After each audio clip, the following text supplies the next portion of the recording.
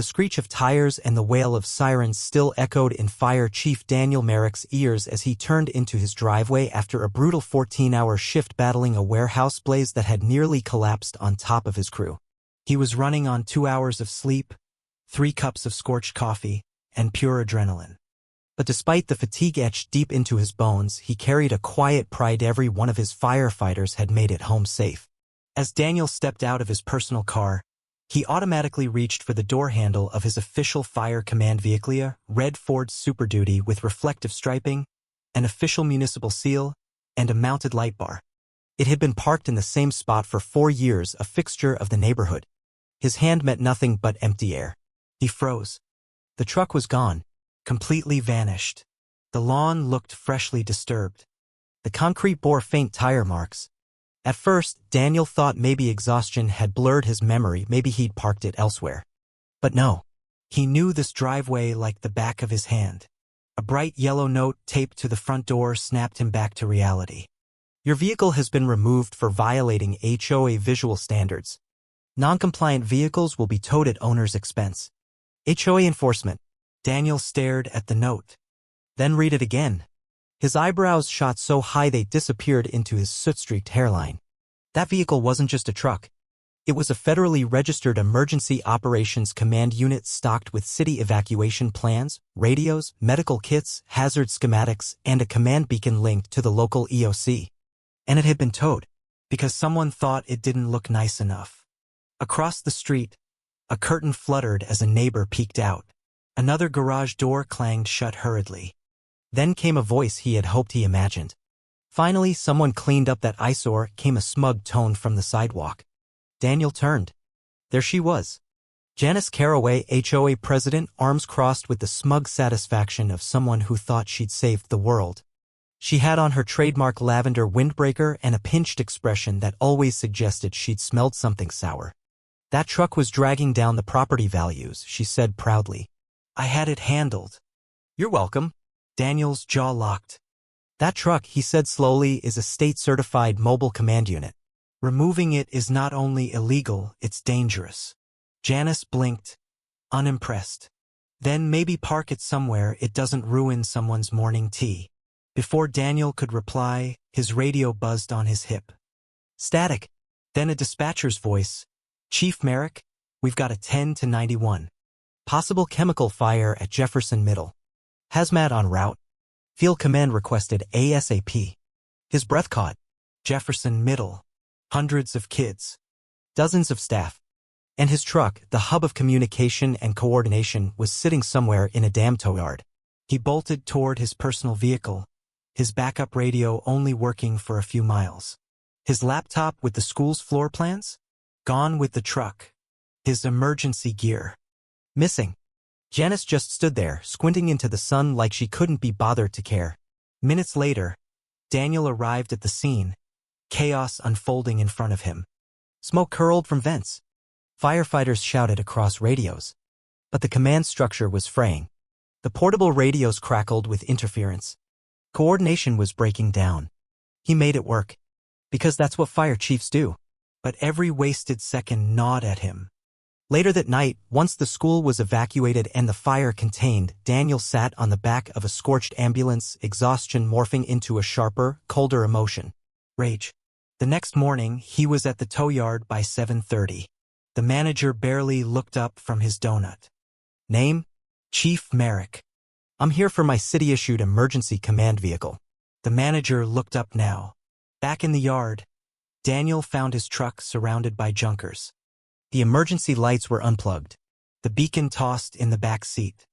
Worse, the onboard computer with 20 years of emergency schematics and encrypted data was gone. He took photos. Lots of them. Who authorized this tow? He asked. Some lady. Caraway? She called it in. Said it was unauthorized junk. We didn't know it was fire gear. You're going to need a statement. This just became a legal issue. At City Hall, Daniel walked into the municipal legal office and laid everything on the table. Photos. The tow notice. Timeline. The assistant city attorney looked at the evidence and muttered, "Oh my God. They towed a live command unit." Daniel nodded. And stripped it of city-owned equipment. That's tampering. I want accountability. Not revenge. But this can't happen again. We're opening a case. That evening, word spread through the neighborhood. People came by apologetic. Others whispered about how Janice scared them into silence. Daniel didn't blame them. But this wasn't about flower beds or porch lights. This was about the law. The HOA meeting that night was held in the community clubhouse. Daniel didn't show up in turnout gear. He wore his full formal uniform. The braid on his sleeves gleamed under the fluorescent lights. Janice smiled from her throne at the head of the table. "Chief Merrick," she chirped. "So glad you could join us." Daniel didn't smile. "I'm here to clarify something. Your board violated 3 state statutes, 2 federal clauses, and 1 municipal emergency response ordinance." Janice's smile froze. A man in the back whispered, "Oh damn." Daniel continued, calm and deliberate. "Your decision delayed our response to a hazmat incident. A firefighter was injured. You didn't just tow a truck. You endangered lives." The room went still. "I'll be seeing you again. Next time in court." He walked out. No slamming doors. Just the heavy click of boots echoing like a gavel. The next morning, his crew at the firehouse greeted him with silence. Lieutenant Brady Shaw handed him a tablet. "Chief, the news is all over it." Daniel looked. Headline: HOA tows fire truck, delays school fire response. Below, a photo of his truck disassembled at the tow yard. He printed out every document: truck registration, FEMA asset records, designation orders. He called the city attorney. They filed a formal complaint, but he didn't stop there. He called the state fire marshal. He called the audit committee. Janice had pulled a thread that led straight to the core of public safety. The city approved a press statement. Local news filmed Daniel standing beside his restored truck. "This vehicle is not a personal truck. It is a vital emergency response tool. The decision to remove it jeopardized public safety. It will never happen again." The story exploded. Social media lit up. Former HOA board member Lily Trujillo messaged Daniel privately. She had proof of misconduct. They met at a coffee shop. She handed him a folder. Emails. Invoices. Meeting notes. One email sealed it. "Janice to the tow company, I don't care if it belongs to the Pope. That red monster is gone by next week's tour." The HOA had a meeting. Janice called it a transparency session. Flyers claimed it was a misunderstanding. Daniel came with evidence. "This wasn't about parking," he told the room. "This was about ego over safety. Fraud over duty." Lily stood and confirmed it. The crowd gasped. Phones recorded. Whispers turned into murmurs. The board voted. An independent audit began. Janice tried to deny it all. The city found 2 hidden hydrants. 1 blocked fire lane. 1 illegal fence. All approved under Janice. She was served a cease and desist. Then came the financial audit. Fake checks. Shell companies. Kickbacks. Janice's son was listed on several. 2 board members resigned. A re-election was called. The community had had enough. Daniel focused on restoring the truck. New beacon.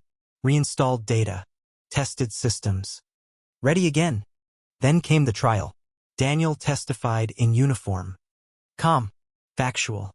The prosecutor laid out every photo, every log, every consequence. Karen's email was shown to the jury. She was convicted. Barred from serving on any HOA. Ordered to pay restitution. At the next neighborhood barbecue, Daniel's truck had its own sign. Reserved for Fire Chief Merrick. Towing will trigger city response. He laughed. Finally. Peace.